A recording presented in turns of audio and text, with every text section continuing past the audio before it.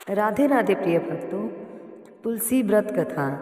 हमारे सनातन धर्म में कुछ पेड़ पौधे ऐसे हैं जिन्हें देवतुल्य माना गया है। तुलसी जी का पौधा भी उन्हीं में से एक है और यह पौधा अधिकतर सभी हिंदू परिवार के लोग अपने घरों में रखते हैं। पूरी श्रद्धा से तुलसी जी की पूजा करते हैं।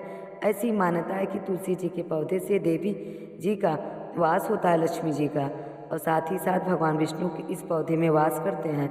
जब हम नियमित रूप से तुलसी जी की पूजा करते हैं तो शरीर में भी सकारात्मक ऊर्जा प्रवेश करती है, इसमें विवेक बढ़ता है और हर कार्य में सफलता भी प्राप्ति होती है। तुलसी माता की पूजा करने के अलावा कथाएं सुनने का भी विशेष महत्व है और ख़ास तौर पर कार्तिक मास में तुलसी जी का महत्व और अधिक बढ़ जाता है। ऐसे में सभी भक्तों को तुलसी जी की पूजा करते समय कथाओं का भी श्रवण करना चाहिए। तो आज की इस वीडियो में आपको तुलसी माता की कुछ कथाएं सुनाने जा रहे हैं, जिन्हें आप नियमित रूप से हर एकादशी और पूर्णिमा के शुभ अवसर पर या तुलसी जी के विवाह के शुभ अवसर पर सुन सकते हैं।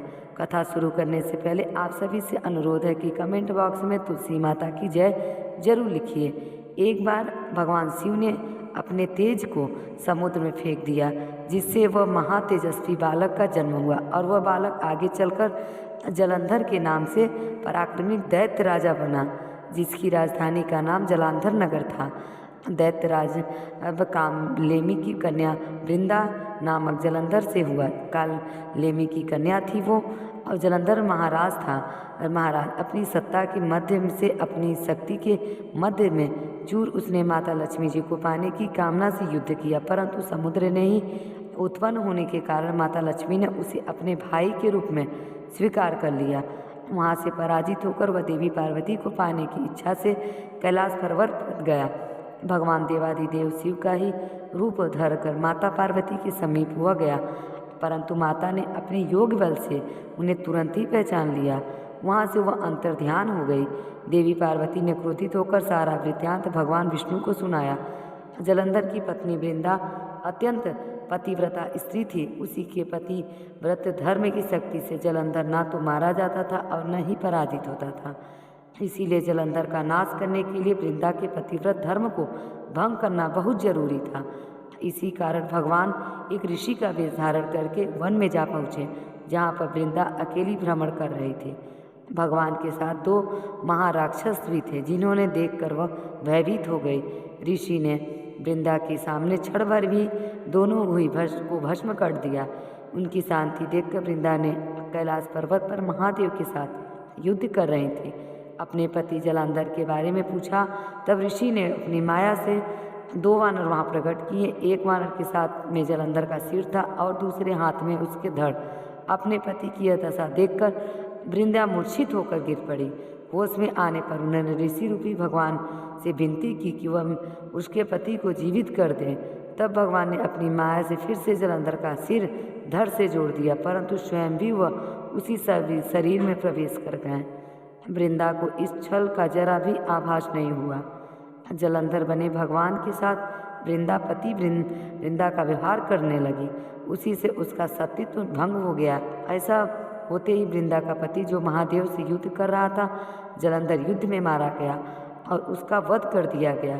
इस सारी लीलाओं का जब वृंदा को पता चला तो उन्होंने क्रोधित होकर भगवान विष्णु को शीला होने का शाप दे दिया और स्वयं भी सती हो गई। जहाँ पर वृंदा भस्म हुई थी वहीं तुलसी जी का पौधा उगा। भगवान विष्णु ने वृंदा से कहा कि हे वृंदा, तुम अपने सतीत्व के कारण मुझे लक्ष्मी जी के से भी अधिक प्रिय हो और अब तुम तुलसी के रूप में सदा मेरे साथ रहोगी। जो भी मनुष्य मेरे शालिग्राम रूप के साथ तुलसी का विवाह करेगा उसे इस लोक और परलोक में विपुल यश की प्राप्ति होगी। जिस घर में तुलसी जी होती है वहाँ यम के दूत भी असमय नहीं जा सकते। गंगा जी की नर्मदा नदी के जल में स्नान और तुलसी जी का पूजन एक बार माना जाता है, चाहे मनुष्य कितना भी पापी क्यों ना हो। मृत्यु के समय जिसके प्राण मंजरी रही तुलसी और गंगा जल मुख में रखकर निकाले जाए, वह पापों से मुक्त होकर बैकुंठ को धाम को जाता है। जो मनुष्य तुलसी और आंवलों को छाया में अपने पितरों का श्राद्ध करता है, उसके पितरों की मोक्ष मिल जाता है। अब सुनिए तुलसी माता की दूसरी कहानी। कार्तिक के महीने में सभी औरतें तुलसी माता को सींचने जाया करती थी। जब वो सींच करती थी, परंतु वह बूढ़ी माई आती और कहती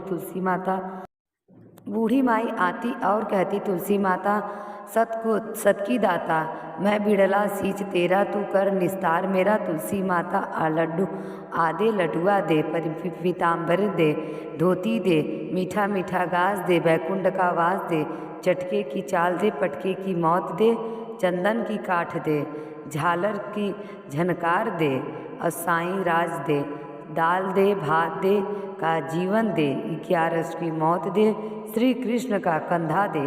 तुलसी माता से ऐसा कहने के बाद वे बूढ़ी माई तो अपने घर चली जाया करती थी।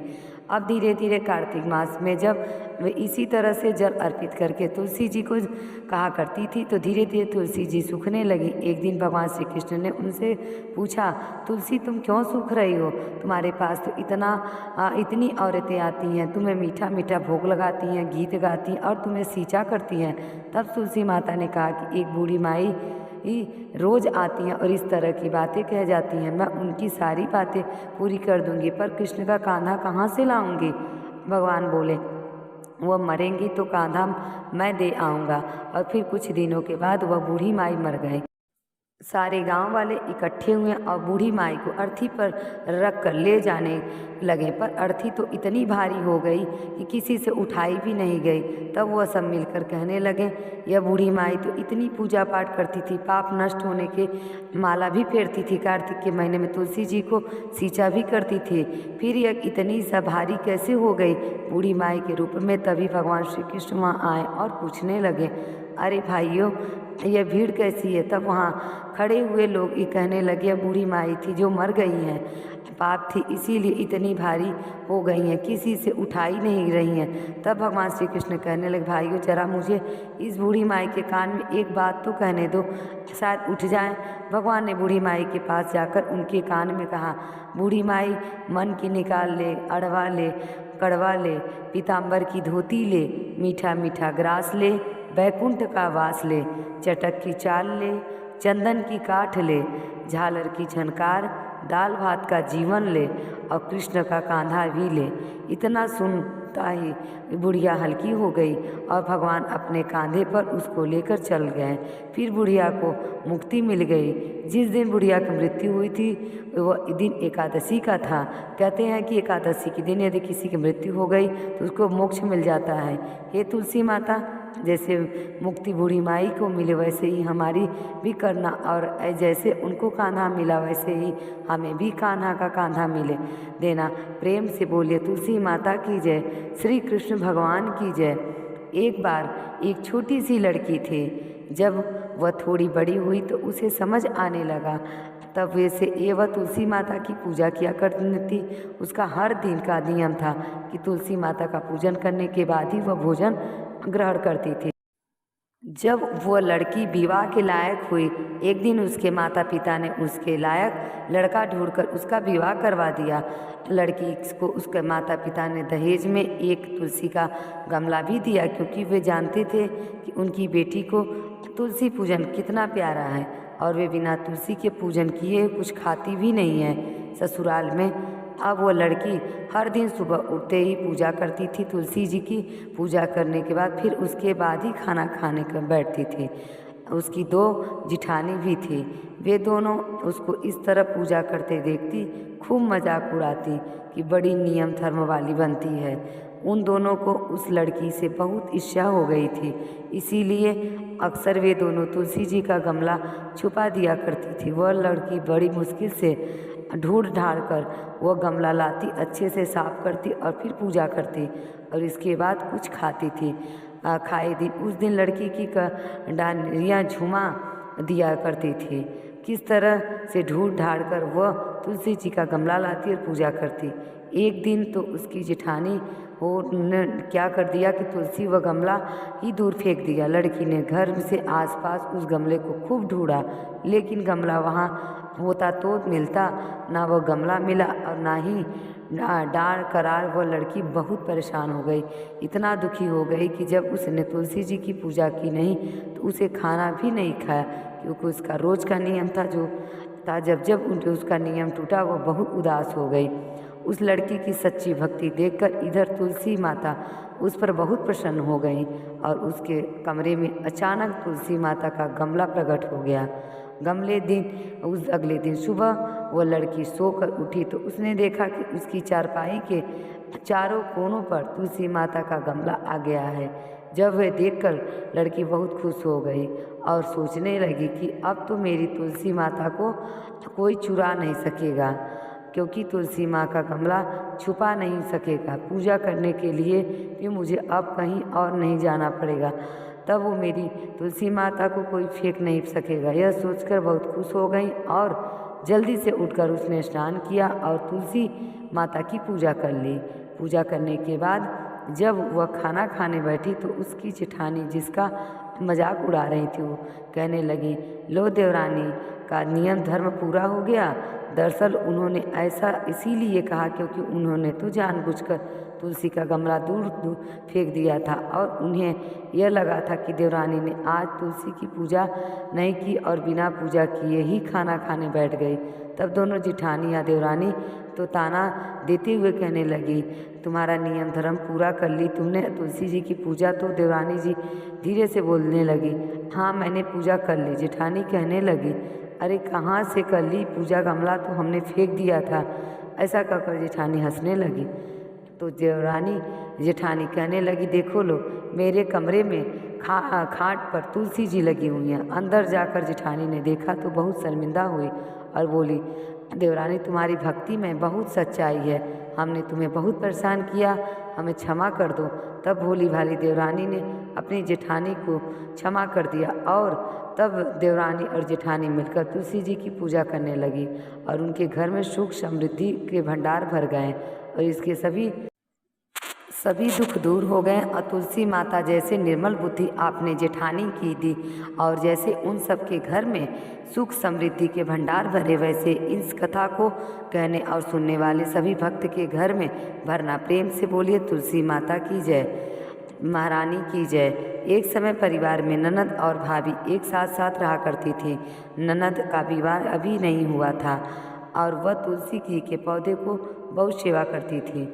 नियम से तुलसी को सींचती थी और दीपक जलाती थी, लेकिन उसकी भाभी को ये सारी बातें बिल्कुल भी पसंद नहीं आती थी।